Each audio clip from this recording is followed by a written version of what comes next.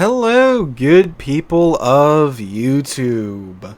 Mountbatten here, and tomorrow, well, for the North American server, at least tomorrow, update 12.4 is hitting the servers. And with that, that brings about the new European destroyers in early access.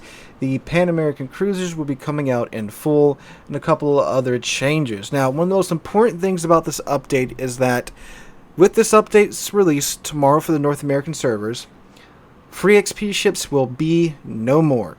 So if you have any inkling to get the current free XP ships, the Aegir, the Azumar, the Groningen, and the Hayate, today is your last day to get them for free XP.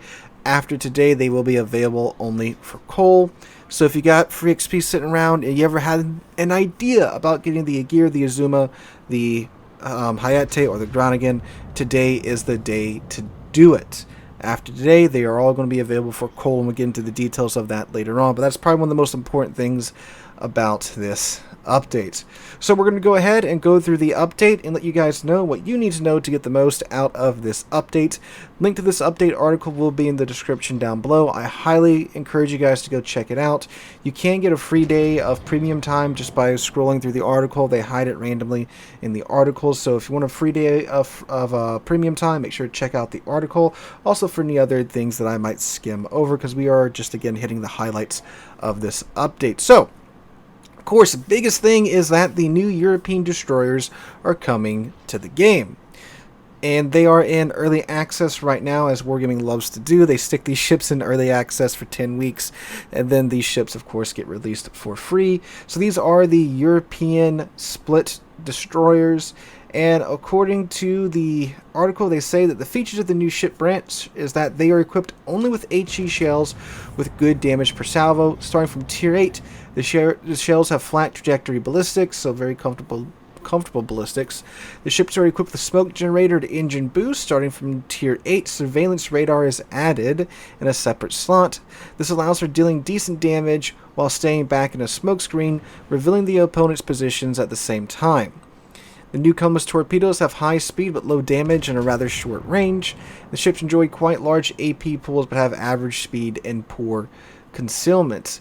Now, I haven't played these yet, but from talking to players that have played them, and of course the boycott has been, not the boycott, the whatever you call it, the NDA on the reviews for these ships, of course, have been lifted now, and I've talked to some that have played them, and they've said that they're very good at cap contesting, being very annoying to DDs they're trying to cap contest. The radar is very short. It's 10 seconds, so it's not like, of course, like American radar.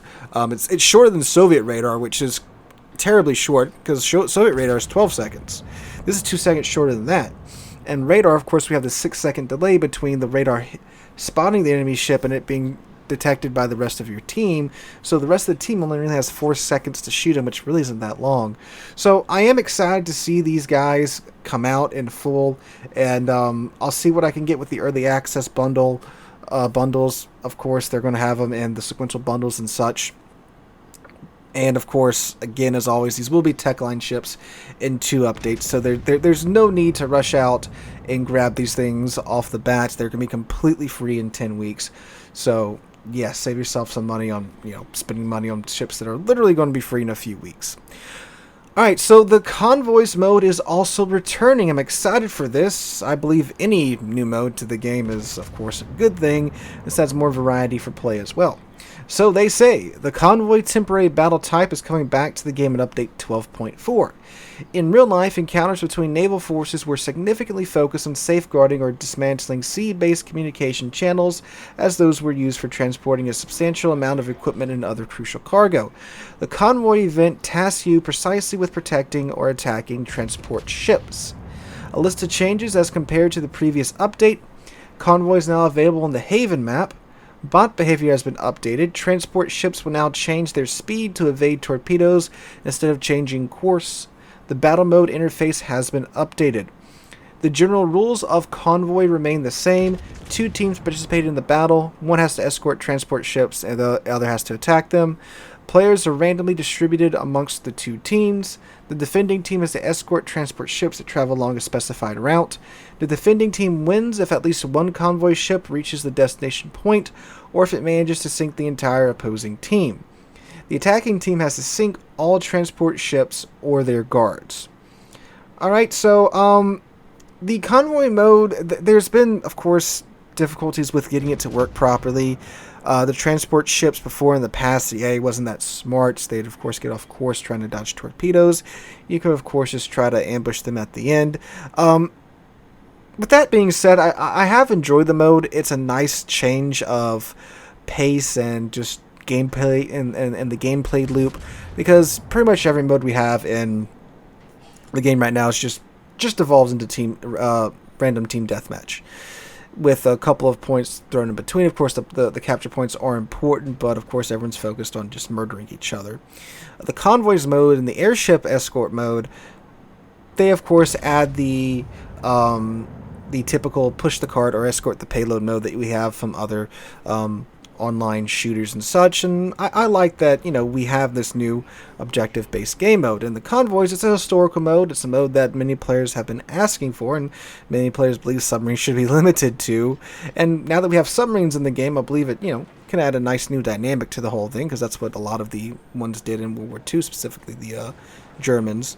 So that would be a nice, of course, addition to the game for them. So I'm looking forward to it. I'm planning on playing it. I will be playing it on stream this Friday as well, so make sure to come out and check that out, and we'll see if they manage to get some of the AI spruced up and stuff. I think the convoy ships just adjusting speed rather than trying to dodge the torpedoes, that's a good and a bad thing, because they'll get off course less, but I mean, they'll still eat torpedoes, because sure, you can adjust your speed, but like, if you still get a wall of Shimakaze torpedoes because you can't turn, that's obviously gonna sink you. So yeah, but I'm looking forward to it, and I can't wait to see how this iteration goes. Alright, Pan American cruisers are releasing in full with update 12.4. So these are the ships that are armed with just AP. They have the improved AP pin angles. They have an improved heel as well. And, they weren't too impressive to me for the ones that I got during the early access event. Tier 8 on up, they're of course all paper ships, all prototype booster ships, so we shall see how they do in the game now that they are in full. I'll probably have my San Martin first impressions video out in a day or so keep your eye out for that. Okay, the Dockyard is also still continuing in this update, but for only the first 2 weeks of the update will you be able to complete the Dockyard missions. After the first 2 weeks of this update, the missions are done, and you'll have till 12.5 to buy your way through the rest of the Dockyard. So you have 2 weeks of this 5-week update to do the missions. The last 3 weeks, you have that time to decide if you want to purchase the Daisen outright. Well, finish the levels of the Dockyard that you have to finish with the blooms in order to get the Daisen. Now, the Battle Pass is, of course, getting reset. We will have a new Battle Pass this update, and the final reward for this Battle Pass will be the Split, which is the Tier 8 Pan-Euro DD as the final reward for the Battle Pass. So we're getting a Tech Line ship as the final Battle Pass reward this go-around, so keep that in mind if you are planning on buying the Premium Pass. Now, the most sought after feature, I believe, in this update is the repeated battle entry. So now you can just go on to the next battle if your ship gets sunk, which, given the release of the Colossus, is a pretty good thing in my mind. So they say, Update 12.4 introduces a new mechanic that allows players to enter a battle with a ship that was destroyed in the previous battle without waiting for it to end. This will allow you to complete more battles playing your favorite ships per game session and accelerate the research of ship branches.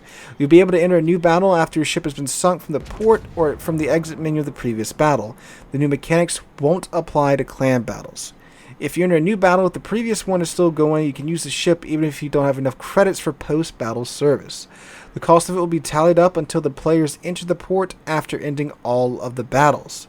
There you'll find information about the results of the previous battle and the current ship, After that, you won't be able to enter a battle with that ship until you pay the full cost of the post-battle service. Before each new battle, you can change the ship's configuration, apply economic bonuses, commander skills, etc. The results of the previous battle will be based upon the previous configuration.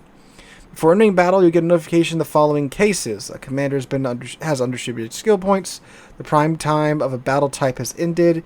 You've run out of economic bonuses, signals, or camouflage. So I think this is a very good change. And it'll help cut back on a lot of frustration, I believe. Like, again, with the Colossus, with submarines. Because the Colossus is a CV that can literally wipe out a light cruiser and some heavy cruisers within the first 2 minutes of the game. I'm sure many of you have seen the clips of that. Submarines are, of course, very annoying. You get murdered by them, and now you're stuck waiting for your ship to come out of battle. So I think this is good to help cut back on those frustrations. And again, it will make the grind for the next ship in the line very, very, very expedited now, because you don't have to wait for that ship to get out of battle anymore to continue your grind. So I think overall, it's a positive change. Why is Wargaming doing it? I know many don't think Wargaming would do anything out of the kindness of their heart.